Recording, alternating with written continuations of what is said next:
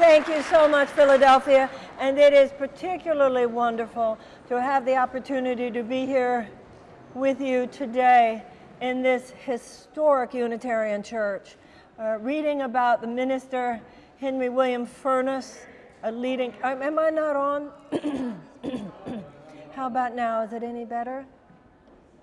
Hello, hello, hello. Is somebody doing something?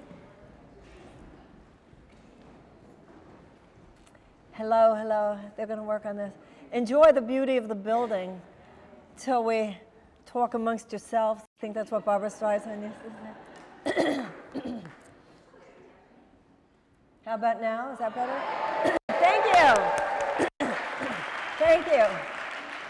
I was saying what a privilege and an honor it is to be here with you here in Philadelphia today, particularly in this extraordinary First Unitarian Church. And you know, I was reading about the extraordinary man, Henry William, I believe, Henry William Furness, who was a leading abolitionist, who was first a minister here at the age of 22 and was for many decades, but was a leading voice in the abolitionist movement in the United States. And he was here in this church and preaching from this church. So I feel particularly honored to be here in this place where so much social good has been brought forth because of the voices on this pulpit. So thank you for having me.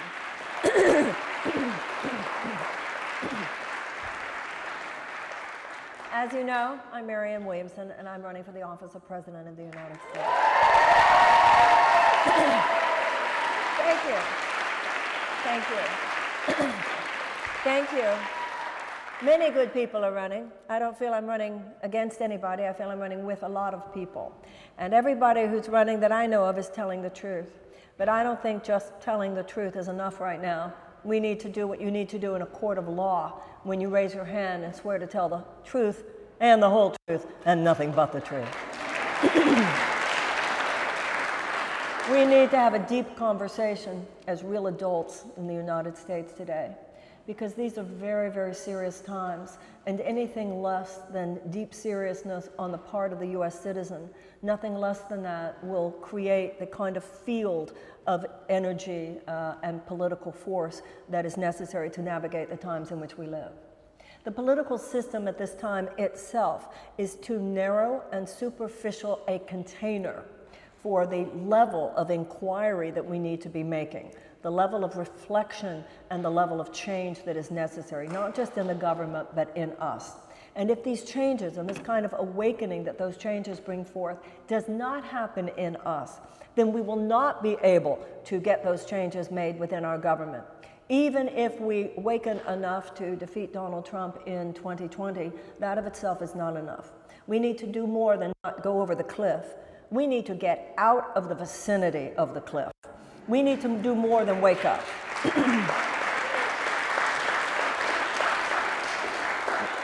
We need to do more than wake up. We need to wake up and stay awake. And we need to rebond here in Philadelphia in this extraordinary vortex of power. Here in Philadelphia, it would serve us well to remember and to psychologically and emotionally rebond with the principles of the Declaration of Independence. The Declaration of Independence is America's mission statement. And we take its principles and we inscribe them on marble walls, and we have written them out in parchment behind glass, and we treat them in such respectful ways. But if they're not alive in our hearts, then they are essentially dead. Moral principles have to be alive in you, or they lose all force. And so, you know, John Adams always said that he hoped that on every July 4th, Americans would revisit our first principles.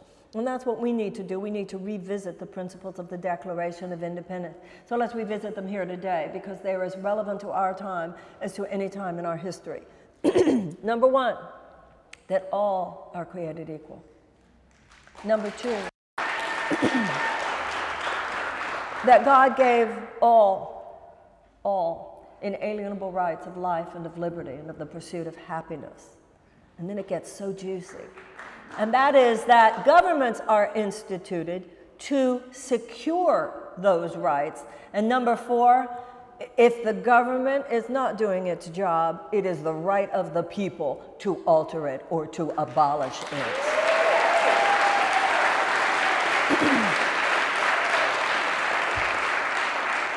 Now, I'm certainly not suggesting we abolish it, but I am suggesting that we alter it, and alter it on something much deeper than just an incremental change here or an incremental change there. We need to do more than to shift a policy here or to shift a policy there. We need to wake up to what's really going on. It's not just the level of a policy here or a policy there that's the problem in the United States. The problem is that over the last 40 years, we have regressed. We have reverted. We have gone from a functioning democracy to what is, in essence, an establishment corporate aristocracy. We are not a government of the people, by the people, for the people right now. When Abraham Lincoln said that those who died on the battlefield at Gettysburg had died so that a government of the people and by the people and for the people would not perish from the earth. Ladies and gentlemen and everyone else, it's perishing now. It is perishing on our watch. We are a government of few of the people, by a few of the people, for a few of the people, because we are a government of, by, and for multinational corporate interests. We repudiated aristocracy in 1776. We're here because it's time to repudiate it again.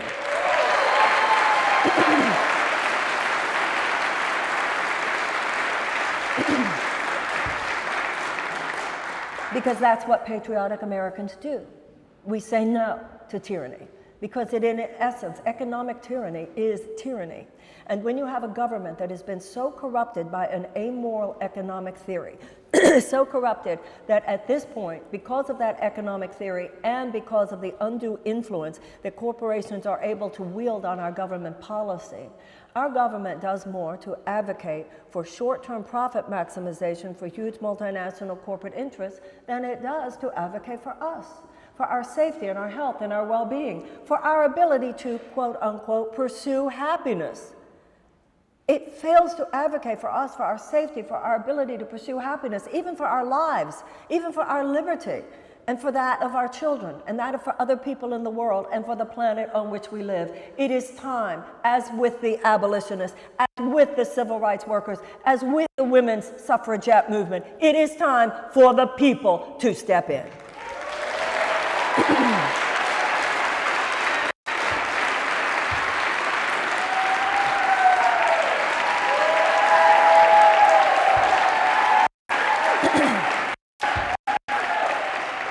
It is naive and it is ridiculous to think that the political status quo is going to fundamentally change itself. That's not what status quos do. The whole point of a status quo is that it seeks to perpetuate itself. Now, this is not about individuals. You can have very, very nice individuals, and for instance, the people who are running for this office are all very, very nice individuals. That is not what this is about. But I challenge the idea that only the people whose careers have been entrenched for decades in the system that drove us into this ditch are qualified to drive us out of this ditch. What, are we fools? Ladies and gentlemen,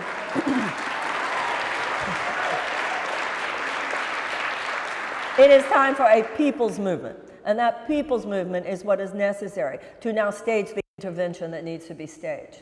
We know that we sometimes have to stage an intervention with someone who is taking too many drugs. We have to stage an intervention with someone who is drinking too much. And we do that because we've seen enough examples of the fact that if you abuse your body too much, the survival of the human body is not guaranteed. Americans need to wake up now, get out of this denial that apparently we're stuck in. Because the truth of the matter is that the survival of our democracy is not guaranteed either. And the way we're treating the earth itself, the survival of our species is not guaranteed. We, the people, must intervene.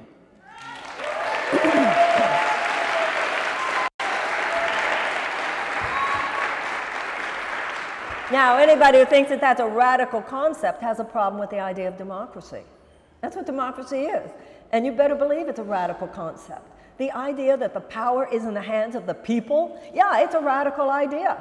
The idea that the power is in the hands of the people, the power is not in the hands of political parties, the power is not supposed to be in the hands of the DNC, the power is not supposed to be in the hands of the RNC, the power is not supposed to be in the hands of a political elite, the power is in the hands of the people. We ought to remember that.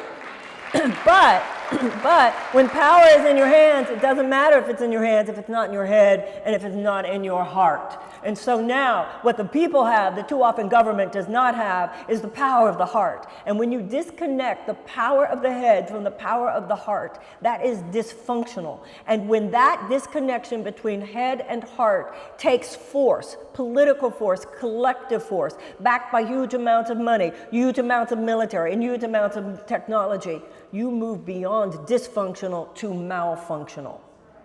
And that is what our government is today. It's not just dysfunctional, it's malfunctional. That is what too much of American domestic policy is. It is malfunctional. That is what too much of American foreign policy is. It is malfunctional. And like every species on the planet, we understand, we were taught evolution in school. If any species continues along the line of maladaptive behavior, behavior that is maladaptive for its survival, it will evolve or it will go extinct. Ladies and gentlemen, it's time to evolve. It's the 21st century.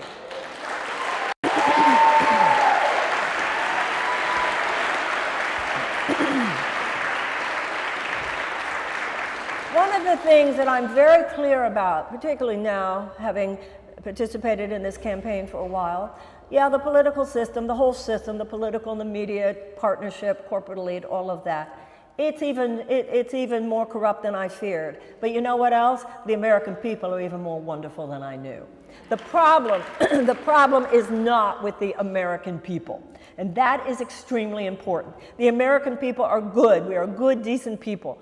I'm not saying we're better than other people, because I'm not saying we're better than other people, but we are a good and a decent people. And our character is generative. Our character is regenerative. We were born out of new beginnings. The American people get that this is the 21st century. We're on the move. And there is a 21st century perspective and mental filter that is different than the 19th century. The 19th century mindset was very mechanistic. It's dominated by this Newtonian physics, and the world is a big machine. And so if you need to change the world, you change the pieces of the machine, which means you change the externalities, which means you treat symptoms, but not necessarily cause. The 21st century is not like that. The 20th century mindset was different than the 19th, and the 21st century is different than the 20th. It's a whole person perspective. It's much more integrative. It's much more holistic. It's a recognition that you can't just change things on the outside. That alone is only treating symptoms. If you do not address and treat and transform underlying causes, then the symptoms will just morph into new symptoms. There will be a new president. There will be a new Congress. We have to do more than change policies. We must transform America.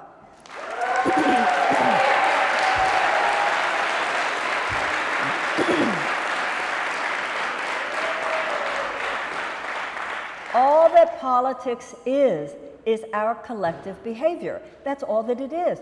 All that a nation is a collection of people. The same dynamics that prevail within change, within the process of one person, prevail within the process of a nation.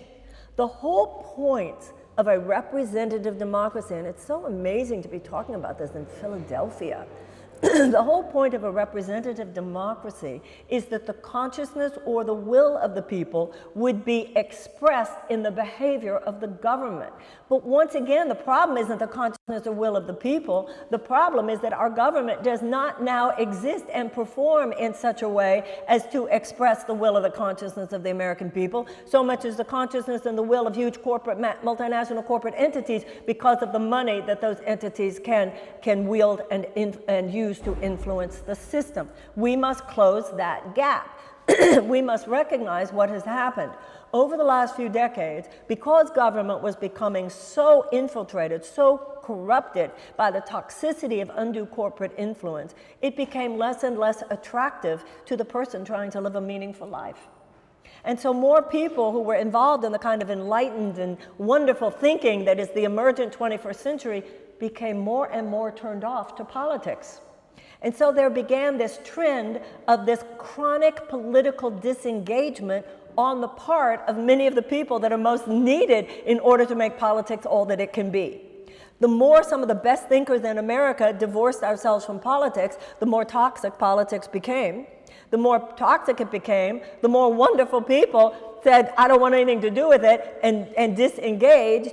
And then because we were disengaged, it became more and more toxic, becoming more and more toxic to the point where an unbelievably toxic leader representing that toxicity arose among us. And now millions and millions of American people are going, oh God, we got to do something now.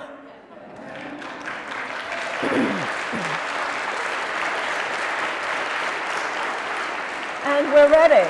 We're ready, and we've seen many elections. In the year 2000, when the American people did elect Al Gore, we've seen many situations, such as last time, when I think many people recognized what Bernie Sanders was bringing to the table, and then that candidacy was suppressed.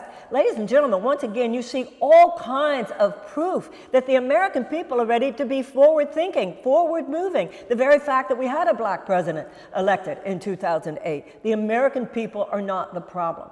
The problem, however, is that we have a U.S. government that, as I said, is basically a handmaiden to a corporate aristocracy. We need to change this, and we need to change this now.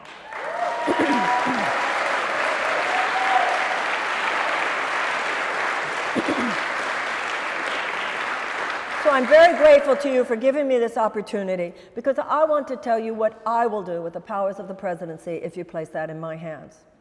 First of all, because of this amoral economic theory, trickle-down economics, that began to take its power in the 1980s, the government bought into this idea that that the basic organizing principle of American society should be corporate market forces, that all that the corporation should be responsible for is fiduciary responsibility to its own stockholders. Now, if your fiduciary responsibility is only to your stockholders, by definition, other stakeholders get left out.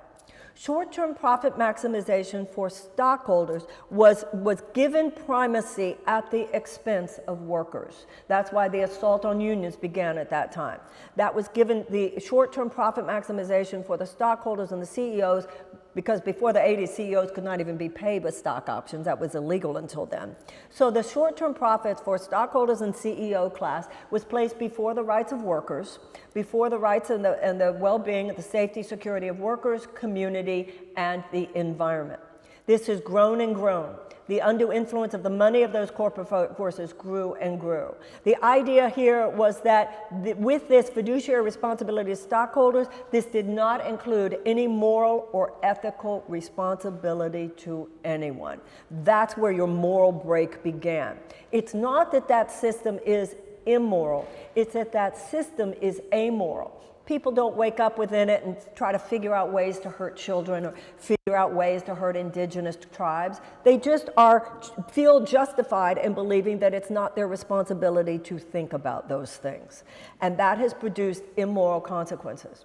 The idea was that giving all this money to this small group of stockholders would have a wonderful influence on the society, you see, because they would take all that money and they would create jobs, and all that money would trickle down. You know, a bunch of corporate aristocrats dropping crumbs from their table high up there somewhere on a corporate Mount Olympus, dropping crumbs in the form of job creation.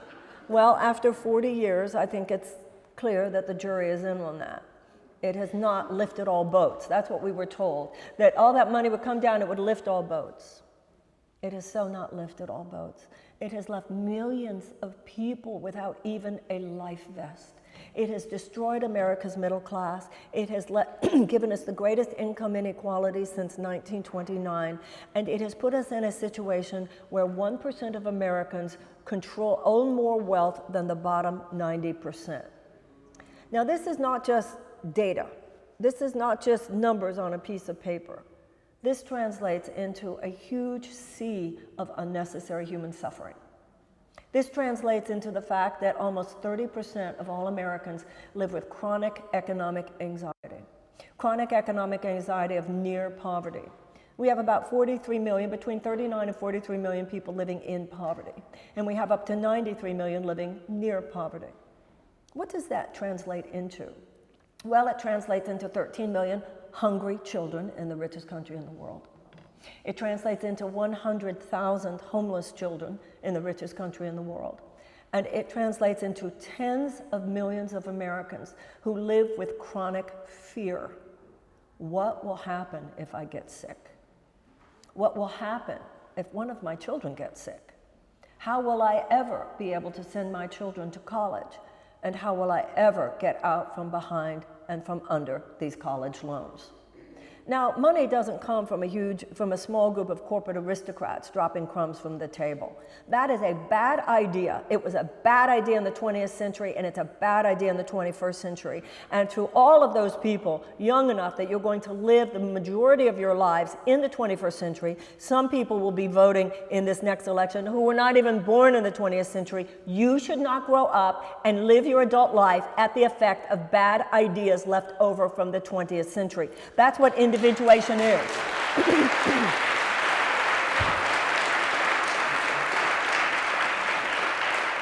That's what happens in like around the time of your 20s. It's what happens in terms of your parents. It's what happened in terms of your society. What did they do right? Because what they did right, I want to stand on their shoulders and I want to pass that along. What they did wrong stops right now.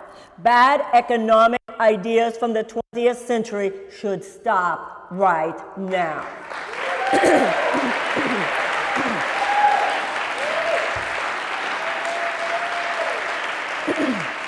We need an entire economic paradigm shift. We need to shift from an economic bottom line to a humanitarian bottom line. I'll tell you where money comes from. I'll tell you where money comes from. Money does not come from a bunch of paternalistic corporate aristocrats who are going to give you jobs. Money comes when the American people wake up and say, give me health care, give me an education, give me a shot at things, and I'll create my own damn career.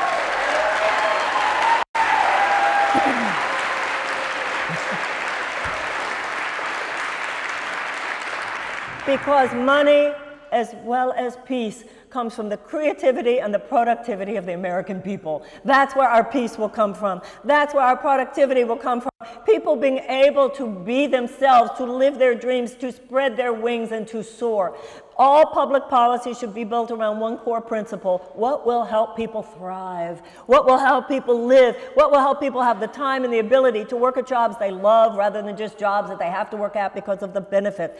Give people the opportunity to create and to produce. That is where money comes from. Give people a chance, do whatever it would take to help people become all that they are, to help people have the time, to have the bandwidth so that at the end of the evening they have time to talk to their spouse, to their lover, to their friends, to their children. They have the bandwidth and the energy to read stories to their little children who want them to read a story to them before they go to bed at night, so that they have happiness to be the employers and the employees they want to be, so that they have enough capital and they don't have such shackles that are keeping them from being able to start their own website, start their own business. Anytime we say to any American, how can we help you thrive? How can we help you win? That's how America wins.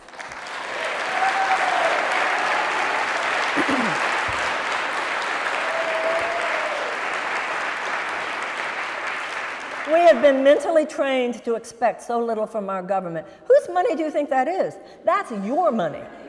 That's your money. And your money has been misused. So let me tell you what we'll do when I'm elected President of the United States. Number one, we need to repeal that 2017 tax cut, $2 trillion tax cut, where 83 cents of every dollar go to the richest Americans and corporations. That needs to be repealed, put back in the middle class tax cut though, because I think that one was a good idea. Second thing we need to do is we need to stop these ridiculous corporate subsidies. $26 billion alone last year just to oil and gas. You know what Martin Luther King said? If they give it to poor people, they call it a handout. But if they give it to rich people, they call it a subsidy. Now, as we know, we don't have the universal health care because the health insurance companies and big pharma. We don't have reasonable gun safety laws because of gun manufacturers. We don't have the kind of healthy food and the healthy air and the healthy water that we should have because of chemical companies, food companies, and fossil fuel companies. And we don't have an effort to actually wage peace so much as endlessly prepare for war because of defense contractors. So one of the first things we need to do is for the United States government to say to Big Pharma, you know the way we like surrender to you the ability to negotiate with you for lower drug prices to the point where there are people in America who literally are dying because they can't afford that insulin. That was actually done by a government that did not have the best interests of the American people at heart, but we're here now, new sheriff in town. That stops the United States.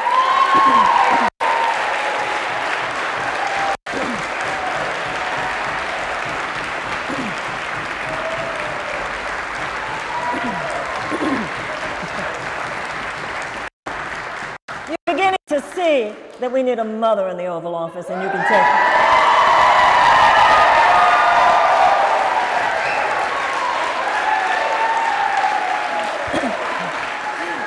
you can take that however you want. We also need to say, we need to say to the U.S. military, for which I have a lot of respect. My father fought in World War II. My criticisms here have nothing to do with military decisions. They have to do with political decisions. So we need to say to the U.S. military, what do you need, guys? How much do you need? And whatever dollar amount they say they need, they get. But those hundreds of billions of dollars above what they say they need, that just goes to give to defense contractors so that they can increase their own bottom line, that stops now.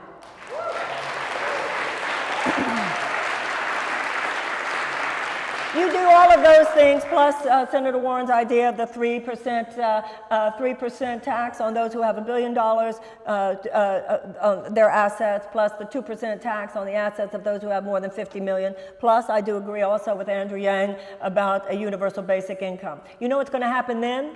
We're going to have some cash on hand, and the American people will have received what they deserve, which is a massive infusion of economic hope and opportunity into the sinews of our civilization.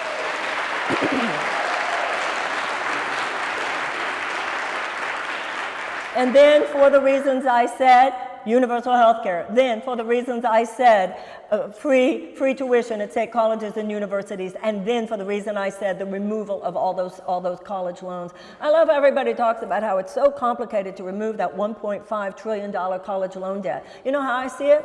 So we have a $1.5 trillion college loan debt. We have a $2 trillion tax cut to the various richest. Trade debt!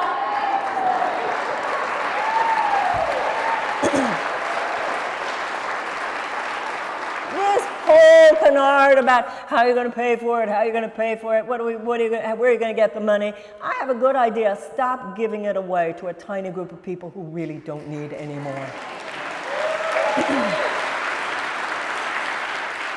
Now, it's important that we realize not every rich person in America is a greedy bastard, and not any more than every poor person is noble and pure. There is no socioeconomic group in America that has a monopoly on values or on conscience. And I don't think that the average person who creates wealth in America wants to do so at the expense of other people having a chance. I'm not anti-capitalism at all. The issue for me, some people disagree with this, but to me the problem is not inherent in capitalism. The problem is that a virulent strain of capitalism has corrupted our government and been in control since the 1980s. What we need to do is reclaim the conscience of both capitalism and American public policy.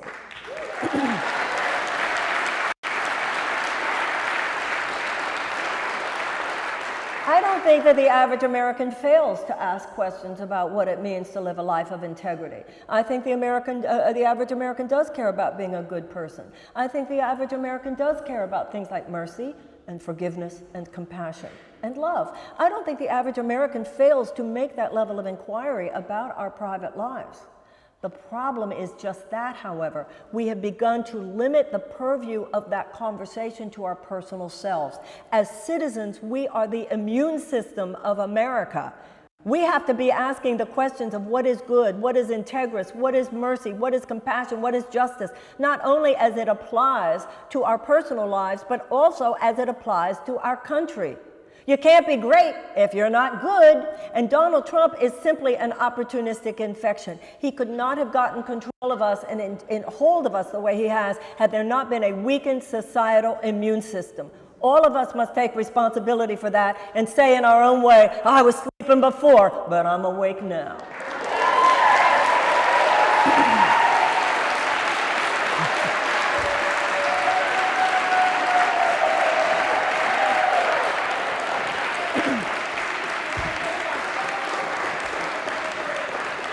Now, the second thing we need to do is we need to have a season of massive repair. This country of ours is like a very big ship that is really off course. And it will take a lot of effort.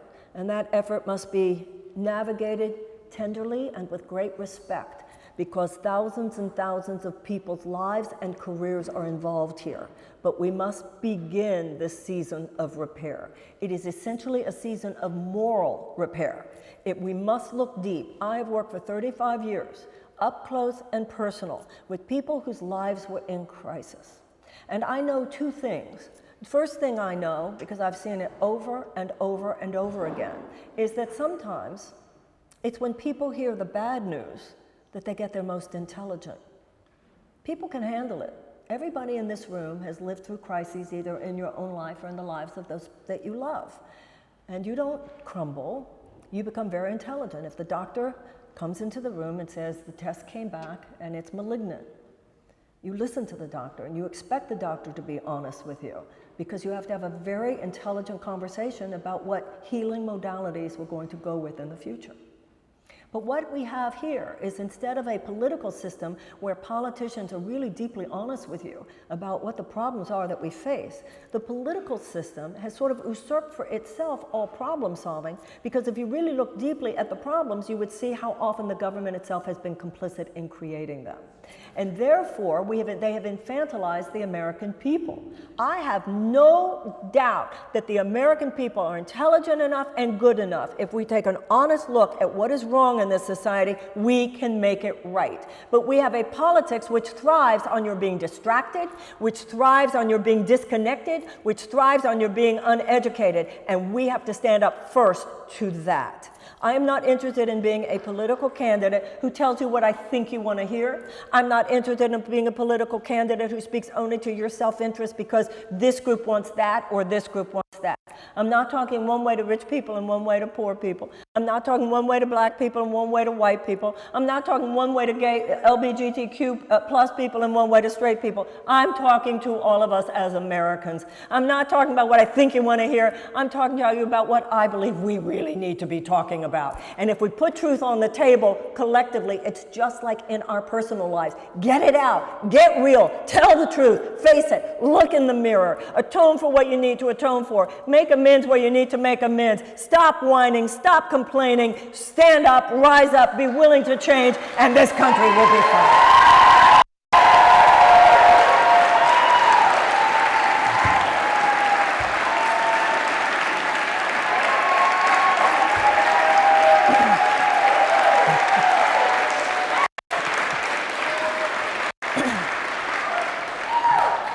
Now, the first thing we have to look at is a moral transgression that to me is so egregious that it is heartbreaking.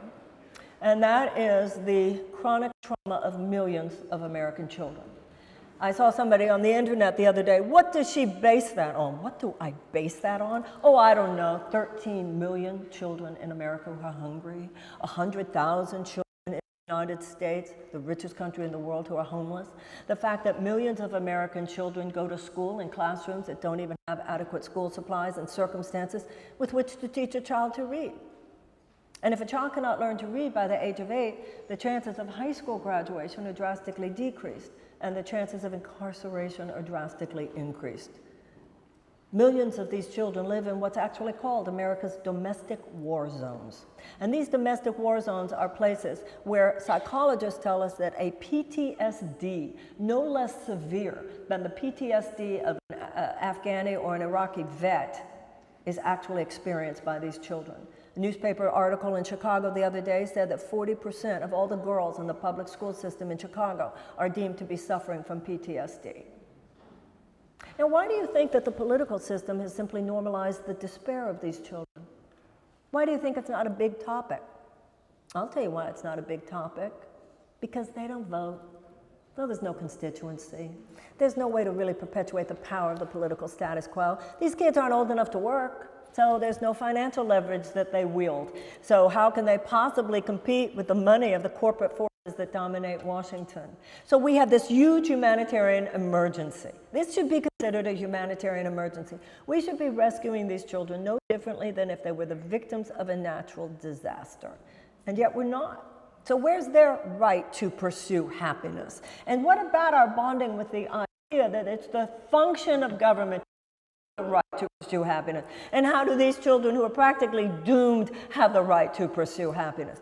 This is why I want, and will have, if you elect me, is a Department of Children and Youth. This is bigger than just educational department. This is bigger than just what Health and Human Services can provide. These forces have overwhelmed the adequacy of these particular agencies to be able to handle.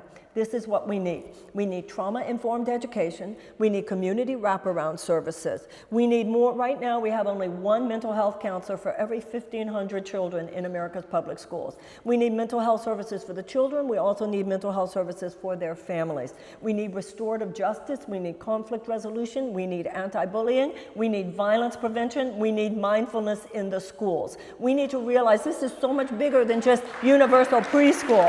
These kids...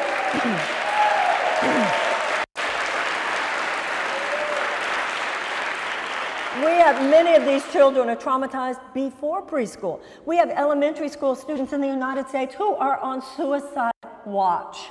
We have hungry children who walk into elementary school and ask the teacher if maybe you have some food for me could eat. We have a relatively high maternal mortality rate. In other words, this is what happens when your government's not there for the people. Who are those people? Even some of the best of politicians keep talking about the middle class. What about the millions of people who wish that they could one day be called middle class? What about what we call the lower classes? They're not attended to because they don't vote. You know what that's called? Corruption. It is time for the people to step in.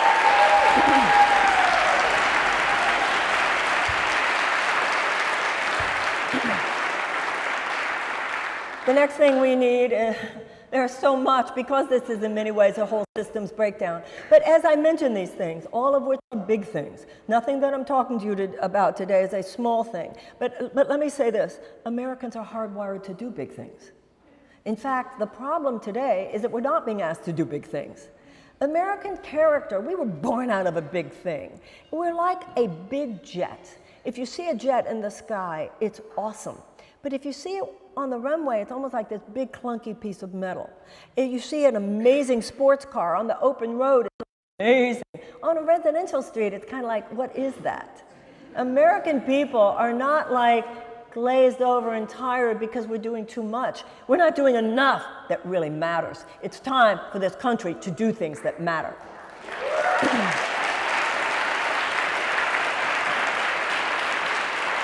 And that's not just an incremental approach here, an incremental approach there, or tweaking a policy or tweaking a policy there.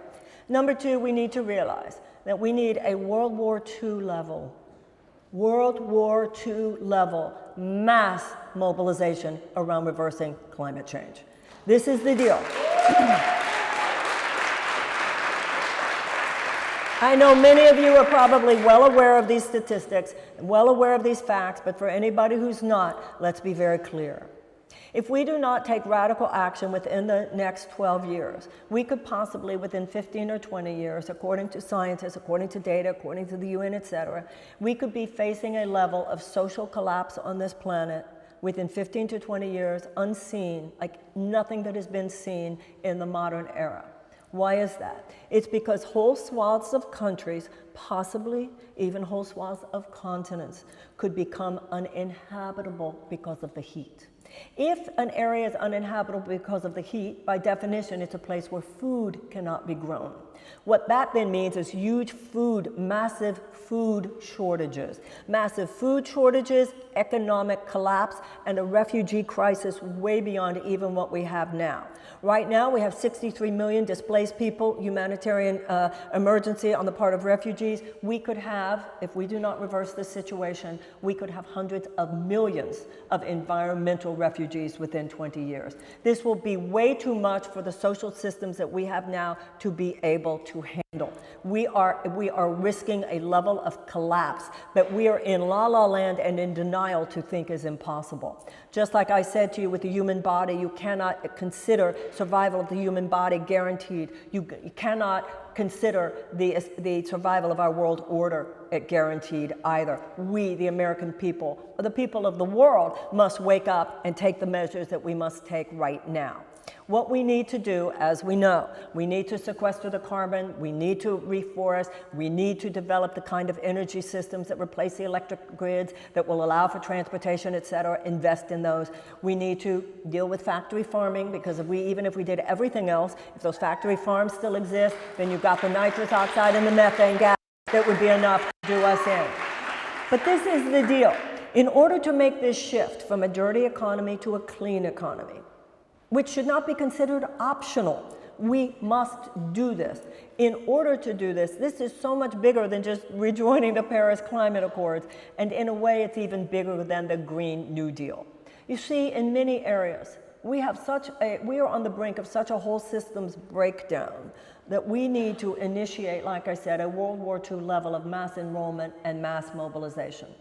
I will, if elected president, submit for referendum. Now, this will not be legislation that I submit, because it should not be my decision or the decision of legislatures. This decision should be guided by people themselves, American citizens, between the age of 18 and 26. I would like to have a referendum to be, and all the people who vote are between the age of 18 and 26, and I would like to submit to you the idea of 1 year mandatory national service between 18 and 26.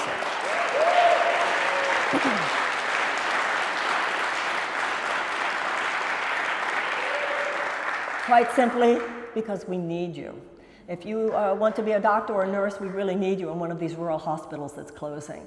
If you want to be a teacher, we really need you in one of these underserved schools. If you want to be an architect, or if you want to be an environmental scientist, we really need you in the work of what will be the Green New Deal. On one hand, one of the fascinating, wonderful things about the Green New Deal is that it will provide so many jobs, but this is even bigger than what we're currently conceiving.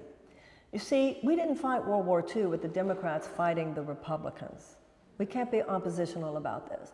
Many of the industries that have created industrial scale harm are now needed to create industrial scale repair. And many of these industries deserve respect, and the people who work for them deserve respect for certain chapters of our past. For instance, we wouldn't have been able to win World War II without fossil fuels. I mean, it's become relatively recently that all this has become obvious. Many of us are old enough to remember Jimmy Carter, who became president in 1976, put solar panels on the roof of the White House. He said back in the end of the 70s, we need to go green. If we had listened to him and if we had reelected him, we might not be in this trouble today. One of the first things that Ronald Reagan did when he became president was to take the solar panels off the roof of the White House. But we are now where we are, and we have to wake up in a way that provides for mass mobilization. We need to be very respectful in a very tender and meaningful way of the thousands and thousands of people whose jobs need to be transitioned in this just transition. And every American who works for any fossil fuel related activities needs to know and deserves to know that they have a president who has their back. We need the same creativity, the same research and development, the same manufacturing skills that are now used for purposes that are ultimately malfunctional, not for any fault of those individual workers, to now be repurposed. But this is what I said before. We've got to turn a big ship around. And we need a president who understands how to navigate this kind of whole systems change. I believe that I'm the person who can do that.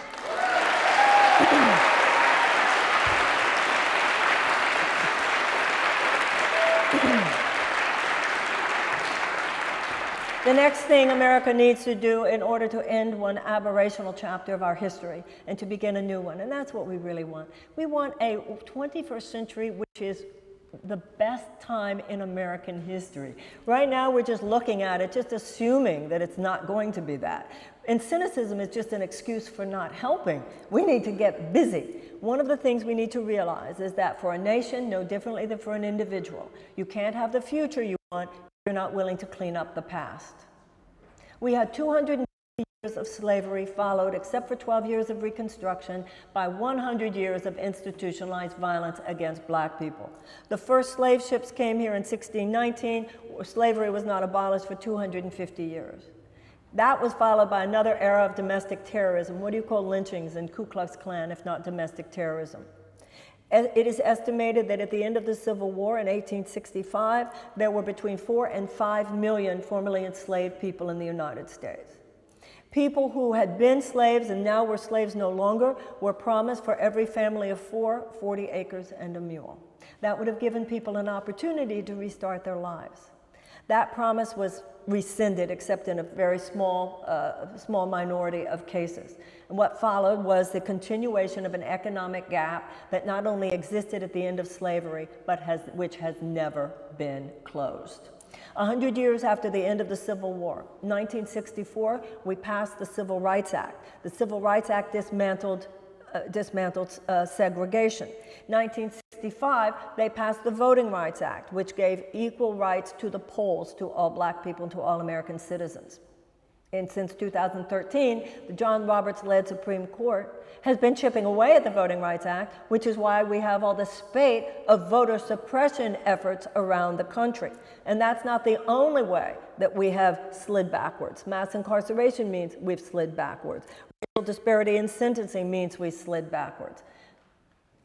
Friends, I think we would all agree that if you have been kicking someone to the ground, and 350 years of institutionalized violence is certainly kicking someone to the ground, you owe them two things morally. Number one, stop kicking. But number two, do you not owe it to them to say, here, let me help you get back up?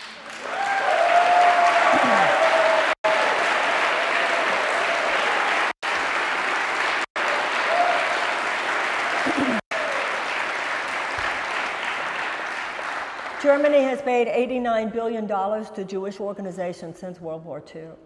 It doesn't mean it fixes everything. It doesn't mean the Holocaust didn't happen. But those reparations have gone far towards establishing reconciliation between Germany and the Jews of Europe. Also in 1988, Ronald Reagan signed the American Civil Liberties Act, whereby all the surviving prisoners of the Japanese internment camps were given between $20,000 and $22,000. So we should not see the subject of reparations as some fringe idea. And reparations are superior, in my opinion, to just race-based policies. Race-based policies are good. If the government's going to say billions of dollars to historical black colleges, or anti-discrimination laws, or money with which to invest in home ownership, all of that's good. But race-based policies alone carry no moral force. Reparations carry moral force. They have a psychological and emotional and a spiritual influence that goes beyond economic restitution. Why? Because they include an acknowledgement of a wrong that was done, the acknowledgement of a debt that is owed, and the acknowledgement on the part of a people that it is willing to pay that debt.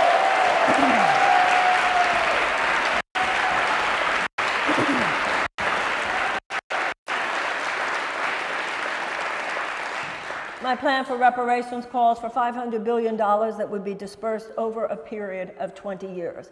It would be dispersed through a reparations council made up of American descendants of slaves from a broad array of culture, American culture, business, academia, and government.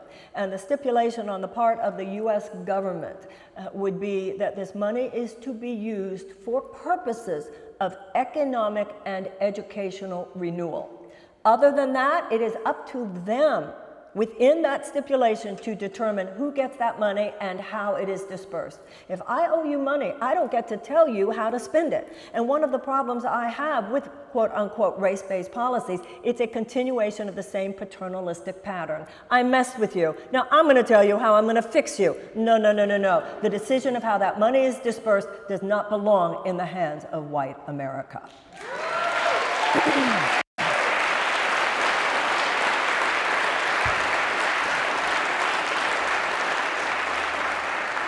There's a particular spot in Beaufort, South Carolina. Very powerful place, Beaufort, South Carolina. Look up the history sometime. On one hand, it's a spot where tremendous action from the Revolutionary War occurred, but it's also the spot where the Emancipation Proclamation was first read. There are some big trees there. They know that the general who read it under one of those trees, but nobody knows exactly which one it was. And people were told, the first of many ways, and people's minds would be messed with, people were told that they had to be there at the reading or they would not be emancipated. And so as a consequence, black people were coming, who were enslaved people, were coming in rowboats, the entire water, the river there. Everybody was trying to get there, thousands and thousands and thousands of people, to hear the reading of the Emancipation Proclamation. One can't even imagine the emotion of that day and the emotion of that moment. If you elect me president and we establish a plan of reparations for slavery, I will make that announcement from underneath a tree at that spot in Beaufort, South Carolina.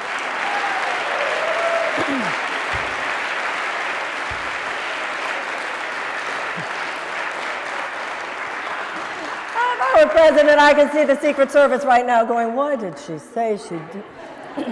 We also need to take reparative measures in relation, obviously, to Native Americans as well. With Native Americans,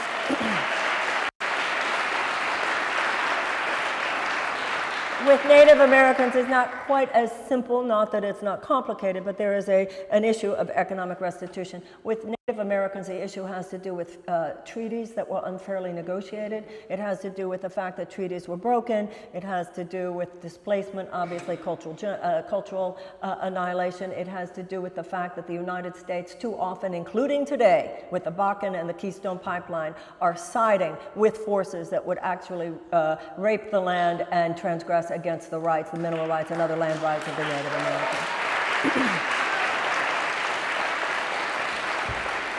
And the last major issue I want to bring up has to do with our national security agenda. I've already mentioned that our national security agenda is dominated not by any effort to really envision and actualize a peaceful planet so much as by short-term profits for defense contractors. Basically, our national security agenda is based on an endless effort to prepare and perpetuate a system of war. And so what we need to do is to realize about the body politic the same thing we realize about our bodies. You have to take care of your health. You can't just take medicine.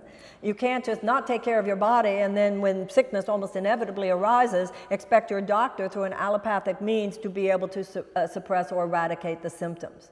We need to apply that same kind of holistic and integrative approach to healing the planet. We need to, as Dennis Kucinich said, former Congressman Dennis Kucinich said, we must challenge the belief that war is inevitable. We must envision and seek intentionally and proactively to wage peace, to declare peace, so that our grandchildren even have a chance at that. We cannot just prepare for war. I look at the military the way I look at a surgeon. Does the United States have to have the best surgeon on hand in case we need surgery? Absolutely, we do. But a sane person seeks to avoid surgery if possible. So we need to wage peace as much as we need to be prepared for war if war must be. Right now, we spend $760 billion on the military every year.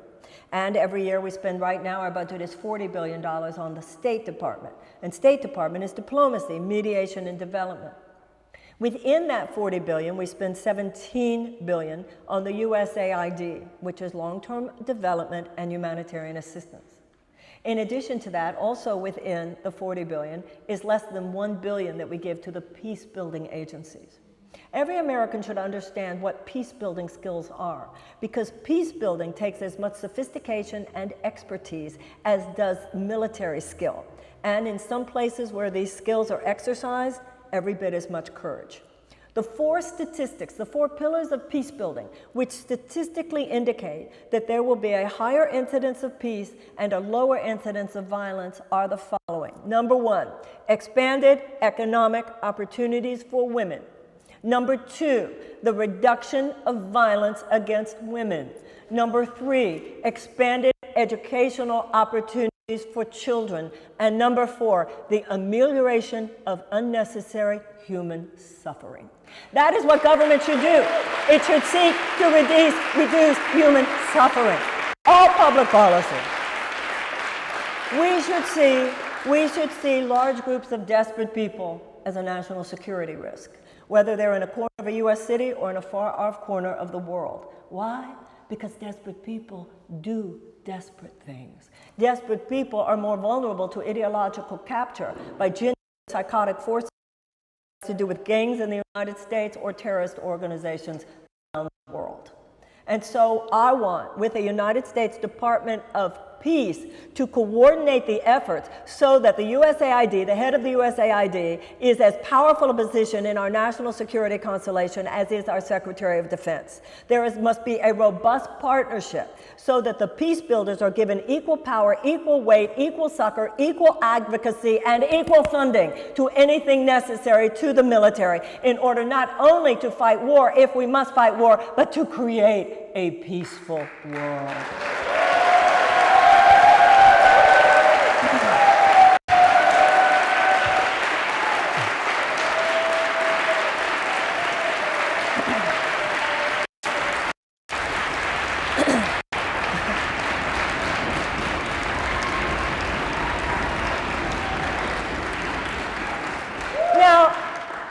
Talk about how radical all that sounds.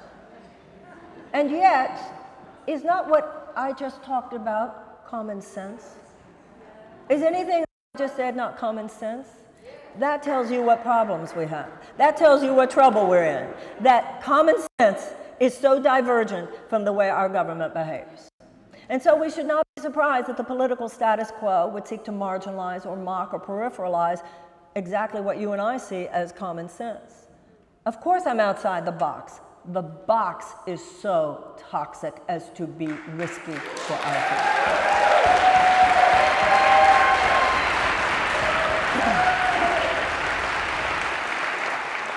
The abolitionists were outliers.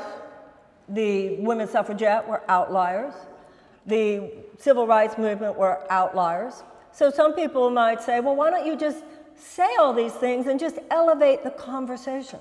It is so too late to just elevate the conversation. We have to elevate the country.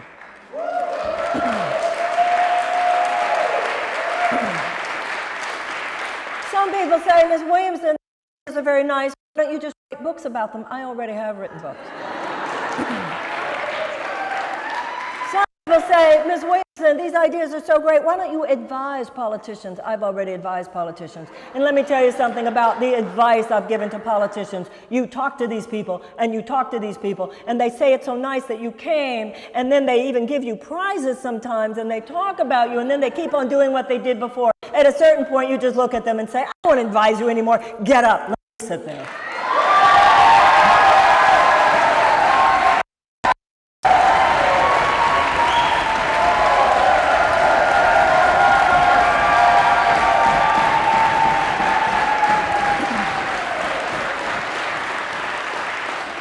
I read an interview, I think it was in Rolling Stone magazine, where Jared Kushner said that he had met with his father-in-law at a McDonald's. I just love that part. At McDonald's, I don't know.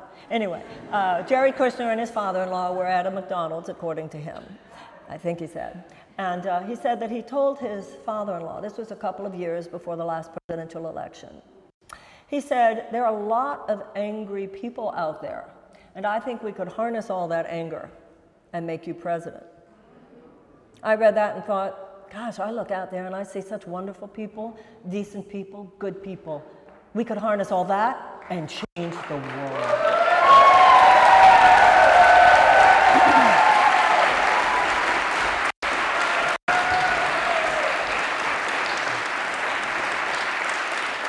And that is what we must do now. I read a book called The Invention of Wings by a woman named Sue Monk Kidd, who wrote the book Secret Life of Bees. And the book is about two women who actually lived. In fact, to Reverend Furness, very probably knew the minister of this great church, who was such a famous abolitionist. These two sisters, the Grimke sisters, were born into a slave-owning family in Charleston, South Carolina. And they were among many who were born into slave-owning families and communities who awoke to the realization of where they were. And it took a lot of courage to actually step out of that. You would be completely ostracized by your family, by your community, by your city, etc. They had been converted by the abolitionists, by the Quakers.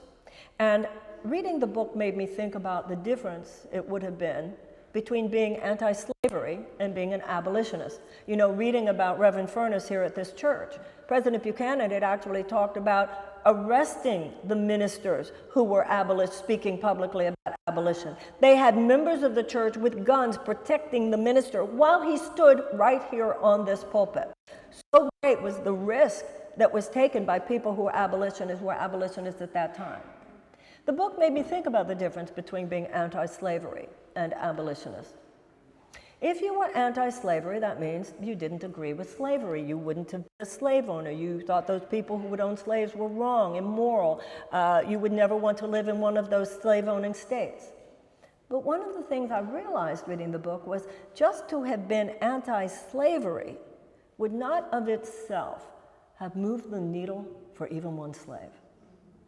The abolitionist was someone who had crossed the bridge. He had crossed the bridge, a psychological bridge, a moral bridge, an emotional bridge, a spiritual bridge. From a place called I'm against it to a place called not on my watch. Ladies and gentlemen,